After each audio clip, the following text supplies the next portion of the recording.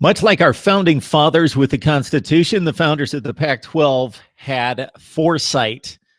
Unlike the Big 12, which was at one time the Big 8 and the Big 10, they basically built a brand and named their conference something that could be fluid, that could change with the times and the dynamics of the membership. So the Pac-8, it was the Pac-8. If you don't follow college football historically, the Pac-8 became the Pac-10 when a couple teams were added, Arizona State and Arizona, and then the Pac-10 became the Pac-12 when Colorado and Utah joined just a few years ago.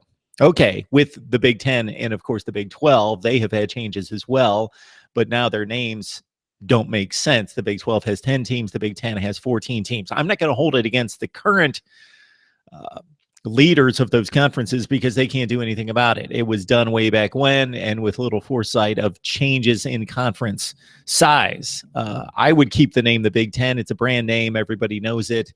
It is a part of college football history. I would keep the name the Big 10 regardless if I had 58 teams in the Big 10. But the Pac-10, now the Pac-12, once the Pac-8, did it right. So they could be the Pac-13, right? MarkRogersTV, restructuring college football. We've carved through the SEC and the Big 12. We explained in our initial video what our purpose is here. It's to align the conferences geographically, i.e. West Virginia, get out of the Big 12. You don't belong there. The other benefit here is to the schedule. I have a list of 8 or 9 benefits. Check out the introductory video. We move on to the Pac-12. We've looked at the SEC and the Big 12. So the Pac-12 now has 13 teams. So Pac-12 founders and Pac-12 current leaders, organizational leaders, it's up to you. If you want to call yourselves the Pac-13 now, go right ahead. This is the way it needs to go now.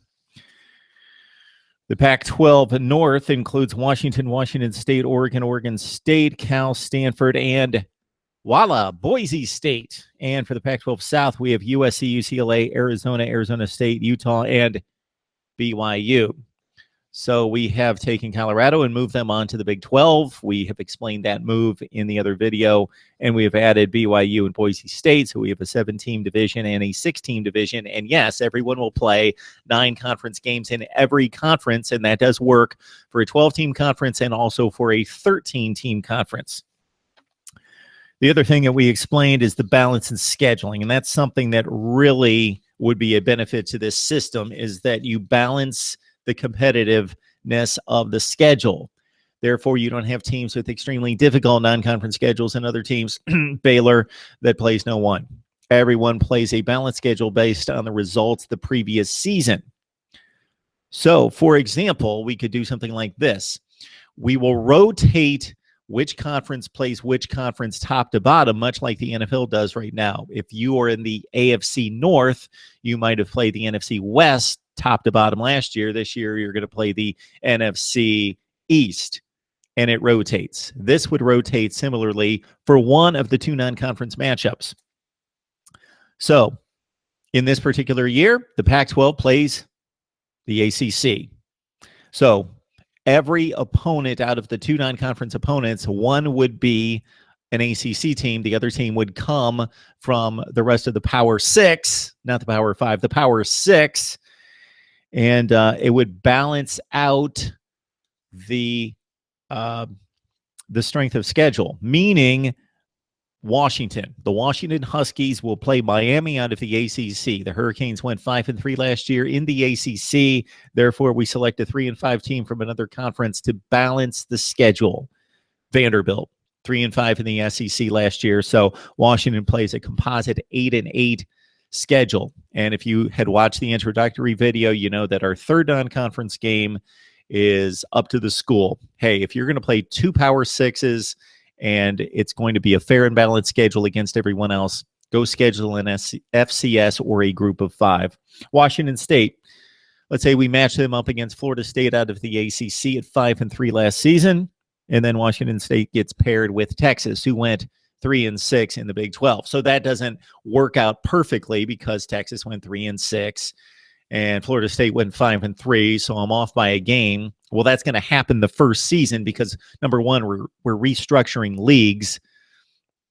So we have different sizes of leagues and teams moving in and out of leagues that first year. So last year's results aren't completely 100% reliable and fit into the system, but they will starting in year 2. And also because the leagues currently play 8 and 9 game schedules. Under my system, it's all 9 games. So starting year 2, the system works perfectly. And in the final video, I'm going to give you a complete schedule of college football, top to bottom. All right, Oregon. Let's match up the Ducks against Clemson. And Clemson went 7-1 last year. And so Oregon will also play Iowa State. Stanford plays Louisville, or they could play anybody else. So they're not married to playing Louisville. I'm just saying that if Louisville was the ACC matchup that the College Football Scheduling Committee determined, Stanford would play Louisville, who went 7-1 last year in the ACC. Therefore, they've got to play a 1-win team out of another conference. Michigan State seems like a difficult schedule, but Michigan State, the facts show they went to 1-8 in the Big Ten last year, and we can only go by the results. We can't conjecture. So will this system determine a completely balanced, perfect schedule competitively coming up? No, nobody can do that because you can't predict if Notre Dame's going to be a 10-win team that goes to the Fiesta Bowl one year and then goes 4-8 the next year. You can't predict that, but you can balance it and make it as competitive as possible based on last year's results, because good teams generally stay good teams. Ohio State's good every year. Alabama's good every year. TCU, hey, maybe a little bit up and down. Iowa State's awful every year. Kansas is really awful every year. So this is going to be a much more balanced schedule competitively than what we currently have. So there it is, the Pac-12 minus Colorado, who's shipped off to the Big 12. Check out that video. Much change in the Big 12. And the Pac-12 adds BYU and Boise State in the South and in the North divisions for the Pac-13, or if you want to keep the brand, we go with the Pac-12, a la the Big 10 and the Big 12. Let's talk it up, as we always do, right here on Mark Rogers TV.